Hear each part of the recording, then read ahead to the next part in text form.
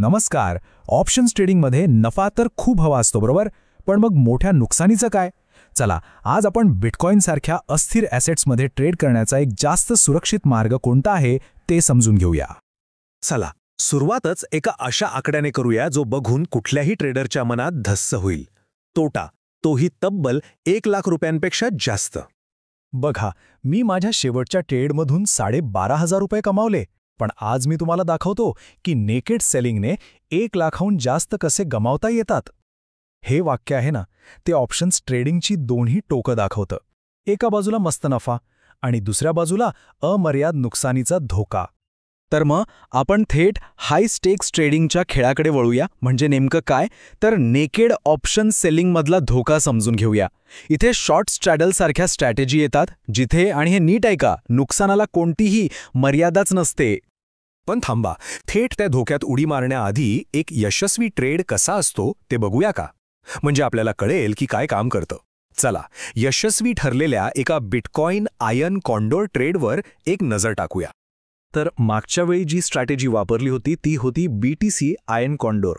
आता ही स्ट्रॅटेजी म्हणजे काय, तर जेव्हा मार्केटमध्ये फारशी उलथापालथ अपेक्षित नसते तेव्हा त्या शांततेचा, त्या स्थिरतेचा फायदा घेण्यासाठी ही वापरली जाते.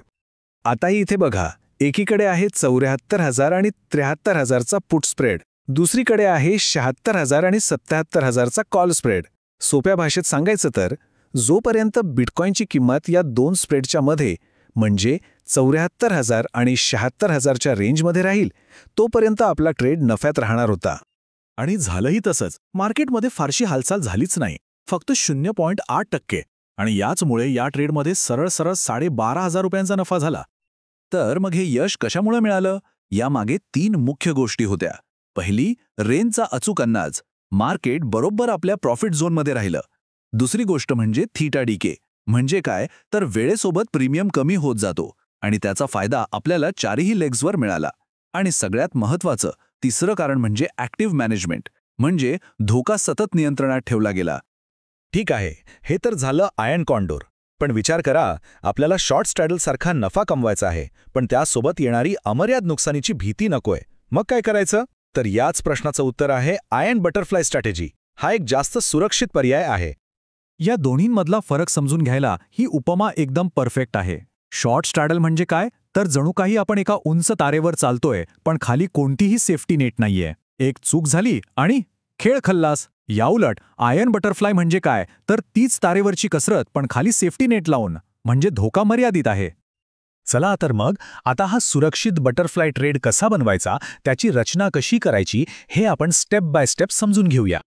तर आयन बटरफ्लाय ही एक न्यूट्रल ऑप्शन स्ट्रॅटेजी आहे. यामध्ये आपण ॲट द मनी स्ट्रॅडल विकतो आणि त्याला प्रोटेक्ट करण्यासाठी आउट ऑफ द मनी स्ट्रँगल विकत घेतो. सोप्या शब्दात ही शॉर्ट स्ट्रॅडलचीच एक सुधारित आवृत्ती आहे, जिथे धोका मर्यादित असतो. ही स्ट्रॅटेजी तेव्हाच वापरायची जेव्हा आपल्याला वाटतं की मार्केट एका जागी स्थिर राहणार आहे. आता इथे बघा, आपण बिटकॉईनसाठी एक आयन बटरफ्लाय कसा तयार करू शकतो. आपण 75,000चा पुट आणि कॉल दोन्ही विकणार, यातून आपल्याला प्रीमियम मिळेल. पण धोका मर्यादित करण्यासाठी आपण 1,000 पॉइंट्स दूर, म्हणजे 74,000चा पुट आणि 76,000चा कॉल विकत घेणार. हे आपले विंग्ज आहेत, जी आपल्याला मोठ्या नुकसानीपासून वाचवतील. आता या सगळ्या खरेदी विक्रीतून काय होतं, तर आपल्याला नेट क्रेडिट मिळतं. म्हणजे विकलेल्या प्रीमियममधून खरेदी केलेला प्रीमियम वजा केल्यावर आपल्या खात्यात प्रत्येक लॉटमागे 700 रुपये लगेच जमा होतात. आता नफ्याचं बघूया.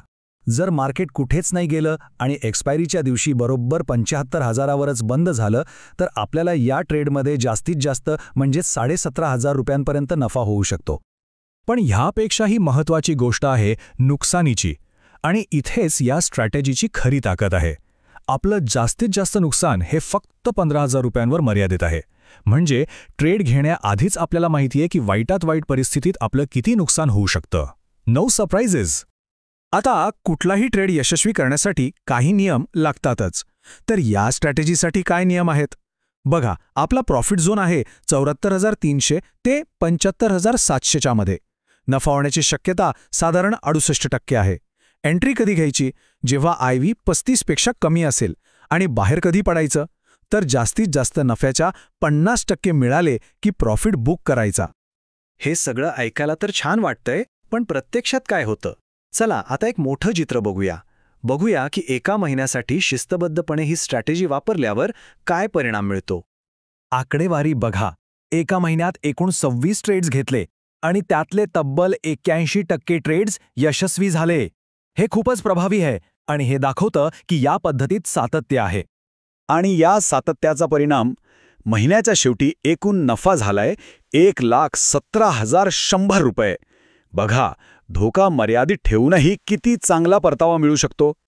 आणि हे सगळं पाहिल्यावर एक महत्त्वाचा प्रश्न उभा राहतो नाही का. जर धोका मर्यादित ठेवून एका निश्चित जोखमीच्या स्ट्रॅटेजीने आपण इतके चांगले आणि सातत्यपूर्ण निकाल मिळवू शकतो, तर मग अमर्याद जोखमीचा तो जुगार खेळणं खरंच गरजेचं आहे का?